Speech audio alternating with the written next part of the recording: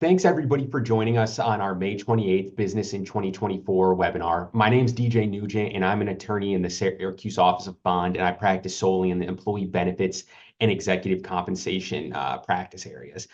Today, I presented on a topic that was titled Recent Developments in the World of Sports Provide an Opportunity for a Refresher on Internal Revenue Code Sections 409A and 457F.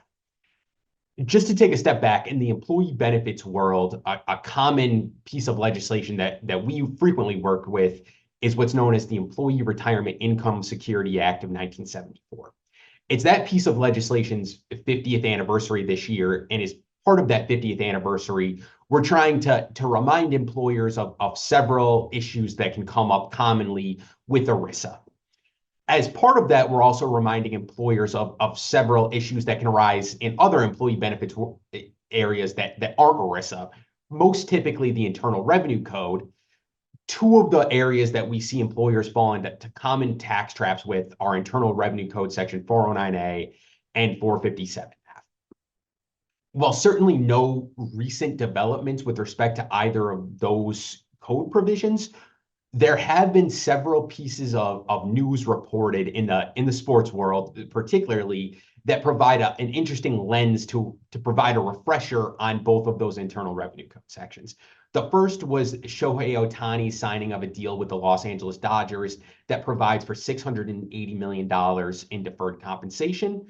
And the second is scenarios that we've seen are college football coaches negotiating and being paid large dollar buyouts of their contracts when the colleges and universities want to move on from the coach prior to the expiration of their contractual period. These two sets of circumstances provide an interesting lens to view Code Section 409A and 457F issues through. Even though the dollar figures at issue in those two situations are very high, the principles that we can glean from those two situations are applicable to the run-of-the-mill executive compensation and severance arrangements that many employers enter into. The takeaway from today's presentation is to know when an arrangement that you're entering into with an executive or some other employee, either for non-qualified deferred compensation or severance payments, are either subject to Code Section 409A or Code Section 457F, how to be exempt from either of those two code sections.